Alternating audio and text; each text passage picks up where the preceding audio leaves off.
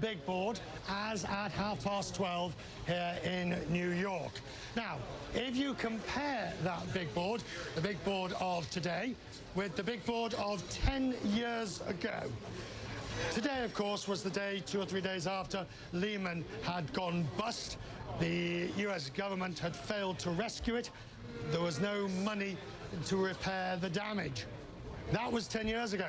And look at how the market reacted on the day and the days after and in the 10 years ever since. Lehman collapsed. It brought a global financial calamity. Claire Sebastian reports.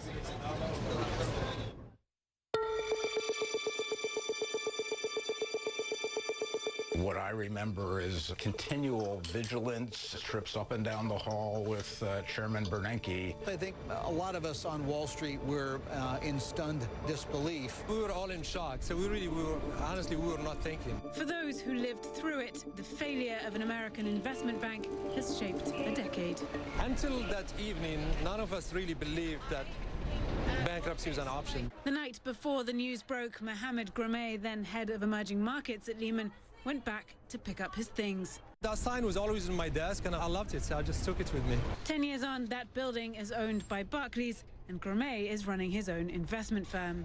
Are we going to have another Lehman 2.0 crisis? Highly unlikely, because the banks are safer, they have more capital now, less leverage, more stable funding. Donald Cohn, then vice chair of the Federal Reserve, says that's because the regulators stepped in with lasting reforms. I think one of the really positive innovations of the crisis were the stress tests of the banks. The better the economy, the tougher the stress test should be. His message to today's regulators: don't get complacent.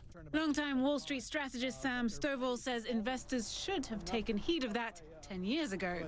I think that one of the reasons that we fell as far as we did is because people just went too far out on the risk curve. They felt that we were in a new economy, that we were not going to see the kind of declines that we had before. He believes the trauma of 2008 has actually made today's traders more careful, even in this record-breaking bull market. It's still a very unloved bull market, I think, because people do remember what happened 10 years ago. They have to wait 20, 25 years for all those memories to be washed away. These veterans of one crisis are all on the lookout for signs of the next. Corporate debt, particularly debt of riskier corporations, which are being made increasingly and packaged. Every recession since 1960 was preceded by a double-digit decline in housing starts. We're not there yet, but we are seeing declines. Emerging markets, high yield, some parts of frontier markets. To me, that's the next subprime. While much has now been rebuilt since 2008, for Mohamed Grommet, one thing may be permanently lost. Banking is about trust, and if you don't have trust, everything evaporates. Do you think the trust in the banking system has been rebuilt since then? No, I don't think so. Claire Sebastian, CNN, New York. Where will the next crisis come from? Can we learn anything from the past? The hedge fund investor, billionaire Ray Dalio, has a template to understand phases of tracking debt. Firstly, the early part of the phase. Look for the bubble. Notice the top. See the depression. Witness the deleveraging as things are put right.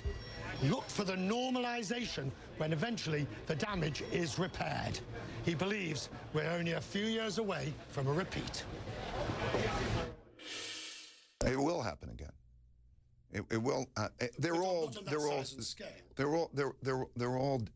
different. We have to understand that the reasons they happen again is because everybody's trying to test the limits of what is an acceptable amount of debt to get away with, because too little debt growth produces too little development and is inefficient, and too much is dangerous. So everybody, and these things come along in a big way. I think the next one will be different. I think it'll be very similar to that which existed in the 1935 to 40 period, because we look at the cause-effect relationships.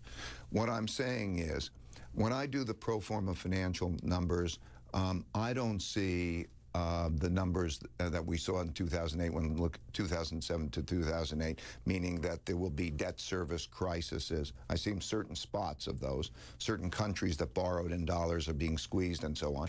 At a time of the trade tariffs, which of course is adding an entirely relatively new, we haven't had this sort of issue since the 1930s, where you've had tariffs on such a scale, and that's creating a very serious unknown for future economic growth, would you think? Oh, yes, I do. The world trade linkages, where something's produced here and exported there and all of those other things, is very, very complicated, right? And so we try to do calculations. So we could we know who exports what to where, and we do this on computers and so on.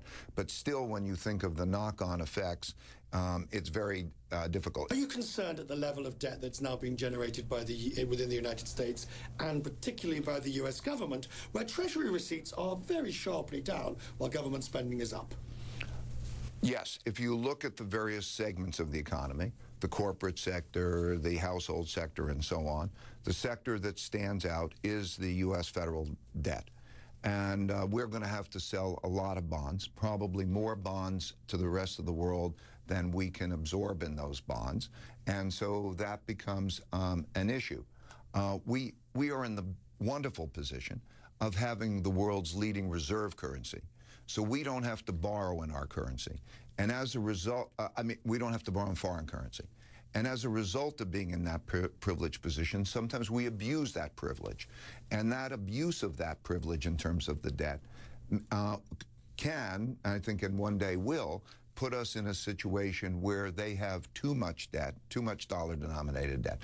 A debt in dollars means a promise to deliver a lot of dollars that we will then have to produce and service. And one day that's going to cause, I believe, a significant appreciation in the value of the dollar. And at its worst, it can threaten our reserve currency status. So it's something that if I was to look out 2 years, roughly in 2 years, we'll see some of the fiscal stimulation that we're seeing now fade. And we're going to see more needs to sell that, which is going to be problematic, I think. Again, nothing like 2008. I'm trying not to be apocalyptic in all of this, but are you being a canary in the mine at the moment and saying, hang on, I'm seeing things in the federal debt that I don't like? Yes, but what I do, my job is to be very practical. I'm in the markets, and I've got to do these calculations, and that's basically all it is. And so when I do those calculations, let's say out 5 years and so on, I see that in something like, 2 or 3 years, we will be in a different part of the cycle. We're 9 years into the expansion. Well, I think we're like in the 7th inning. We have a little bit more to go. And then and I do those pro forma financials. And if I'm looking something like 2 years forward, I have concerns about the things that we're talking about. You've decided, which is perhaps altruistic, but for a banker somewhat unusual, to give this away free in certain cases if you download it. Why? I'm at a stage in my life where I want to pass along the principles that helped me. And when I'm sitting here and I'm thinking, this is like a disease that has happened over and over again.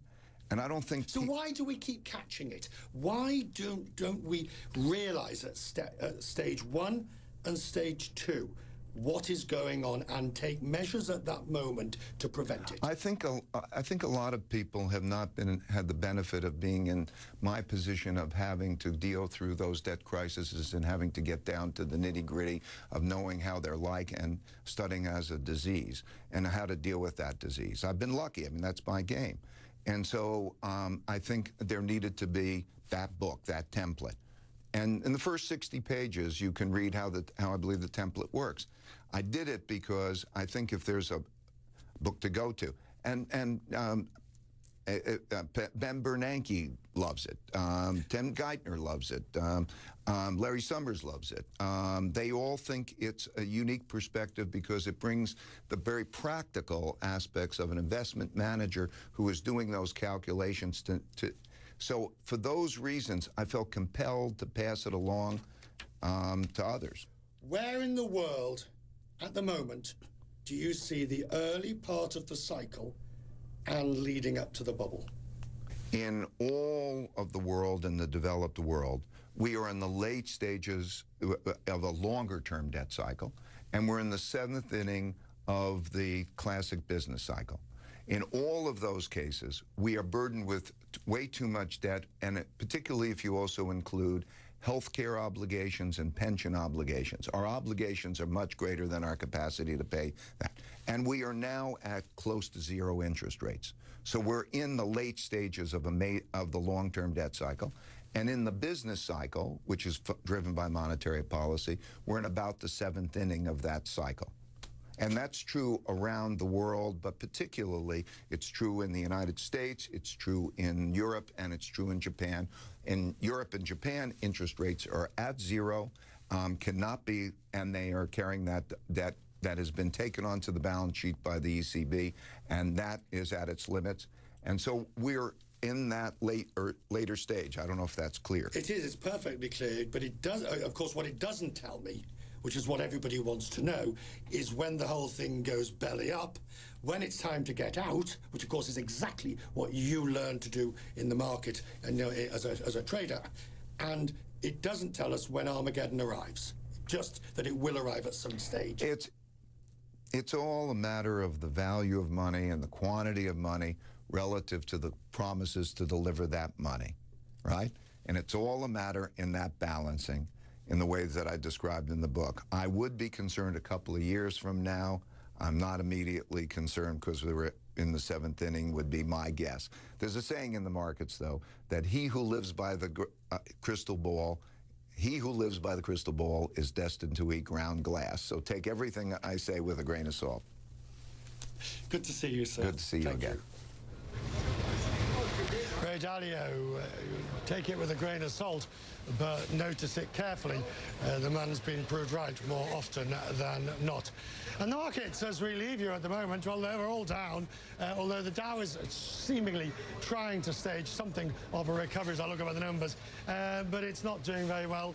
And the Nasdaq is off, and FANG is certainly still heavily low. We will update it all in Cressman's Business, which is in some 200, well, when the big hand hits that and the little hand hits that, it'll be in about 2¼ hours from now. Otherwise, whatever you're up to in the hours ahead, have a good one.